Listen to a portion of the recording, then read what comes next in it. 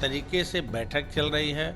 आपसी सामंजस्य स्थापित करने की एक बहुत बेहतर रास्ता निकाला जा रहा है कि आप कौन सा सीट जीतेंगे, कौन सा सीट पर हमको लड़ना है, कौन सा सीट पर आपको लड़ना है, ये सारी चर्चाएं हो रही है। और मगध के कुछ क्षेत्रों से पत्ता साफ एनडीए का हो गया, तो क्या नहीं लगता है कि सीट शेयरिंग में देरी हो रही है? तो उपेंद्र जी की बातों को कोई अन्यथा लेने की जरूरत नहीं है। उपेंद्र जी ने सिर्फ इस पार्टी में अपनी राय दिया। निश्चित रूप से बड़े बेहतरीन ढंग से हमारी सीट शेयरिंग होगी सबों के बीच में, उनकी क्षमता के अनुसार उसे सीट मिलेगा और हम अपने लक्ष्य को प्राप्त जीतना वो अपने जनाधार पर नहीं जीते हैं, हमारे कन्फ्यूजन पर, हमारे गलत रणनीति की वजह से जीत हुई है। हम सुधार लिए हैं। 2025 का रिजल्ट देख लीजिएगा। नमस्कार, मैं मनीष और आप देख रहे हैं बिहार न्यूज लाइव। बिहार विधानसभा चुनाव से पहले एनडीए में प्रेशर पॉलिटिक्स शुरू हो गया है। मैं ये बात इसलिए बोल रहा हूं क्योंकि जिस प्रकार से शाहाबाद की धरती से लोक जनशक्ति पार्टी रामविलास के राष्ट्रीय अध्यक्ष ने कहा कि मैं बिहार से नहीं बल्कि बिहार के लिए चुनाव लड़ना चाहता हूं और यदि सम्मानजनक सीट नहीं मिला तो 243 सीट पर चुनाव लड़ूंगा।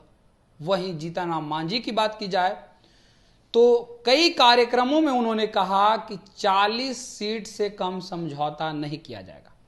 लेकिन सबसे बड़ी बात जो है वो आरएलएम के राष्ट्रीय अध्यक्ष और काराकाट से पूर्व सांसद उपेंद्र कुशवाहा ने कहा।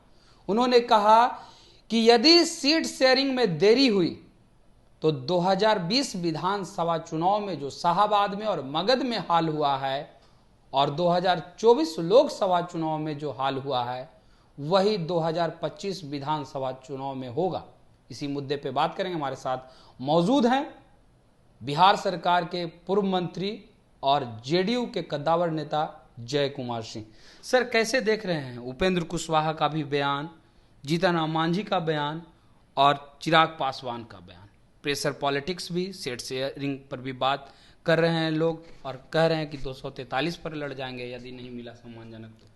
देखिए, ये सभी प्रमुख पार्टी जो है इन सबको मिल करके एनडीए की फॉर्मेशन हुई है और ये हमारे 5 पांडवों की जो पार्टी है, चुनाव भी नज़दीक है, अपने अपने ढंग से जो बात कह रहे हैं उसमें ज़रूर है कि हमारी पार्टी है, हमारी अधिक से अधिक सीट मिले। ये सभी पार्टियों की अपनी अपनी इच्छा रहती है, लेकिन चूंकि गठबंधन है, सबको समायोजन करना है, सबकी अपनी अपनी जो चाह है, मैं समझता हूँ कि 100% गठबंधन में ये पूरा नहीं हो सकता है। आपकी पार्टी जब भी किसी गठबंधन में जाती है तो सामने वाले को भी देखना पड़ता है। तो लेकिन बहुत अच्छी चल रही है, हम लोग देख रहे हैं। हमारे पार्टी के वरिष्ठ नेता जितने भी हमारे हैं, या भाजपा के शीर्ष के नेता है या गठबंधन के शीर्ष के नेता है, चाहे मांझी जी हो या उपेंद्र जी हो या चिराग जी हो, या हमारे दल में माननीय मुख्यमंत्री ललन जी, हमारे जो केंद्रीय मंत्री हैं संजय झा जी जो हमारे राष्ट्रीय अध्यक्ष, कार्यकारी राष्ट्रीय अध्यक्ष हैं, ये बहुत ही अच्छे तरीके से बैठक चल रही है। आपसी सामंजस्य स्थापित करने की एक बहुत बेहतर रास्ता निकाला जा रहा है कि आप कौन सा सीट जीतेंगे, कौन सा सीट पर हमको लड़ना है, कौन सा सीट पर आपको लड़ना है, ये सारी चर्चाएं हो रही है। चूँकि ये चर्चा चलती है तो इसमें थोड़ी सी अपनी सीट की जब शेयरिंग के समय में ज़रूर थोड़ा सा आता है और उसमें बातें कुछ आ जाती है, लेकिन इसका कतई अर्थ नहीं लगाना है कि गठबंधन में किसी प्रकार की दरार है या गठबंधन में किसी प्रकार की बात होने जा रही है।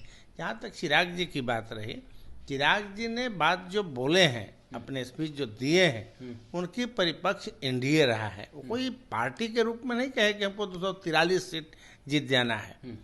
अभी जो हम लोगों ने तय हुआ कि भाई हमें जो बात करना है एनडीए की बात करना है। पार्टी सबकी अपनी अपनी है, लेकिन हमें एनडीए के रूप में लड़ना है। चिराग जी ने कहा कि 243 सीट पर लड़ेंगे, तो ये परिप्रेक्ष्य था एनडीए का।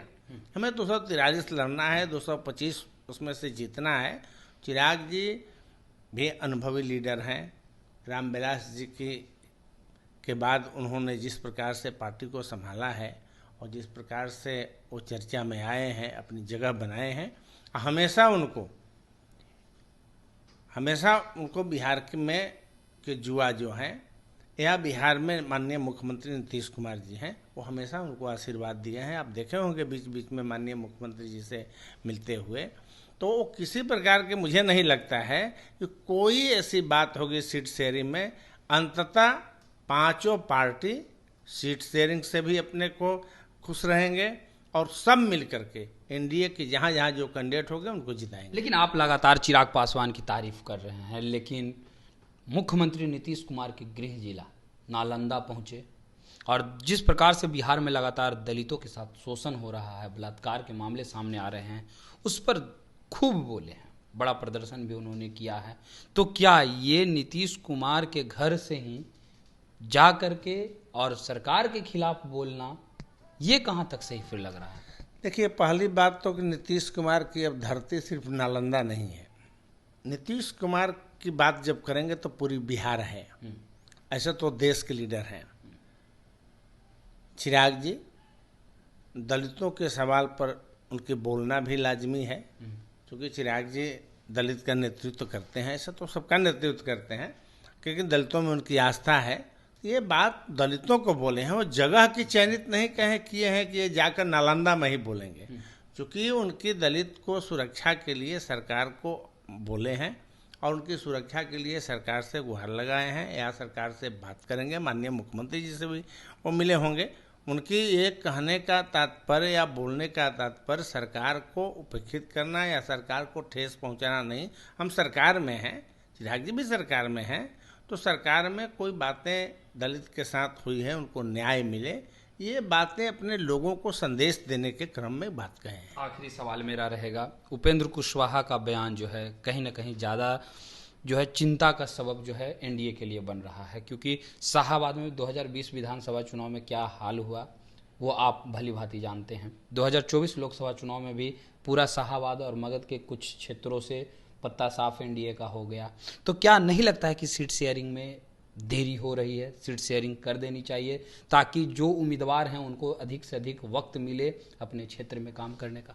नहीं, उपेंद्र जी ने भी जो सोशल मीडिया में जो बढ़ा चढ़ा कर जो बात बोल रहे हैं, उपेंद्र कुशवाहा ने अपनी विचारों को रखा है कि सीट शेयरिंग समय के पर हो जाए, विलम्ब न हो, इससे प्रभावित होते हैं। अपने विचार रखे हैं, उनके विचारों को भी हमारे दल के जितने वरिष्ठ हैं सभी लोग उस बातों को ख्याल रखे हुए हैं। उस विचारों को लेकर वो सीट शेयरिंग की बातें चल रही है। मैं समझता हूं कि उपेंद्र जी की बात पर भी विचार की जाएगी और सीट शेयरिंग सही समय पर कर दिया जाएगा, उसमें विलम्ब नहीं होगा। ऐसा काम हम लोग जो पार्टी में देख रहे हैं, इस तरह की चल रही है कि सीट शेयरिंग में बहुत विलम्ब ना हो। तो उपेंद्र जी की बातों को कोई अन्यथा लेने की जरूरत नहीं है। उपेंद्र जी ने सिर्फ इस पार्टी में अपनी राय दिया है, विचार दिया है कि समय पर आपका सीट शेयरिंग हो जानी चाहिए। सहयोगी दलों को कितना सीट मिलने की संभावना है? देखिए, सहयोगी दलों को निश्चित रूप है कि जिसकी जितनी क्षमता है उनके अनुसार मिलेगा, जहां वो जीत सकते हैं। यही बातें हमारे दल में, सभी हमारे दल के जो पांचों दल के जो अधिकृत लोग हैं, इनकी कई दौर में इस बात हो चुकी है कि आप वास्तव में हमें लक्ष्य जो रखे हैं 2025, हमें 2025 को लक्ष्य भी पूरा करना है। और आपकी पार्टी है, आपकी पार्टी कहाँ कहाँ सीट में जीत सकती है, कई सर्वे, कई तर्क चल रहे हैं और निश्चित रूप से बड़े बेहतरीन ढंग से हमारी सीट शेयरिंग होगी सबों के बीच में, उनकी क्षमता के अनुसार से सीट मिलेगा और हम अपनी लक्ष्य को प्राप्त करेंगे। जीतन राम मांझी 40 सीट का दावा करे, कितना मिलेगा? नहीं, देखिए, बातें तो पार्टी है। पार्टी में कार्यकर्ताओं को बूस्ट करने के लिए, मनोबल को बढ़ाने के लिए हम ये साबित करते हैं कि देखो भाई, आपके लिए हम लड़ रहे हैं, हमारी पार्टी है, हम अधिक से अधिक सीट लेना चाहते हैं। ये तो अच्छी बात है, लोकतंत्र की परंपरा भी होनी चाहिए। और लोकतंत्र में जब गठबंधन होती है तो ये खींचतान जो है बड़ी खुशनुमा खींचतान है, ये कोई झगड़ा की नहीं है। अपने दल के नेता देखता है कि नहीं, हमारे नेता भी लड़ रहे हैं सीट के लिए, तो ये वही बात है। इसमें कोई ये नहीं है कि 40 पर खूंटा गाड़ दिए हैं और 40 पर ही मानेंगे, क्योंकि ये संदेश अपने पार्टी के कार्यकर्ताओं को दे रहे हैं कि अधिक से अधिक सीट लेने के लिए लड़ाई मेरी जारी है। तो इसको बहुत अन्यथा लेने क्या की शाहाबाद में एनडीए जो खोई हुई अपनी विरासत है उसको 2025 विधानसभा चुनाव में पा सकेगी, क्या लगता है? देखिए, बिल्कुल बिल्कुल पासेगी। हम लोग देखे हैं 2005 देखे हैं, 2010 देखे हैं, भाजपा का पूरी तरह आपका राजद का सफाया देखे हैं। 22 विधानसभा में कहीं राजद दिखता ही नहीं था, वो भी दिन हम लोगों ने देखे। थोड़ी सी मिस्टेक हुई है, थोड़ी सी कन्फ्यूजन हुई, थोड़ी सी आपसी सामंजस्य में ठीक से नहीं हो पाया, उसका फायदा लालू जी को मिला है। कुछ लालू जी की पार्टी में या महागठबंधन की बहुत बड़ा जनाधार हो गया है, वो अपने जनाधार पर नहीं जीते हैं, हमारे कन्फ्यूजन पर, हमारे गलत रणनीति की वजह से जीत हुई है। हम सुधार लिए हैं, फिर 2025 का रिजल्ट देख लीजिएगा। तो ये थे हमारे साथ बिहार सरकार के पूर्व मंत्री जय कुमार सिंह, जिन्होंने कहा कि शाहाबाद की धरती और मगध की धरती से इस बार जो है एनडीए परचम लहराएगी, क्योंकि कुछ नीतियों के वजह से, कुछ रणनीति के वजह से भले हमारी हार हुई है, उसमें अब सुधार कर लिया गया है और अब जो है शाहाबाद और मगध में एनडीए फिर से परचम लहराएगी। फिलहाल इस खबर में इतना ही, धन्यवाद।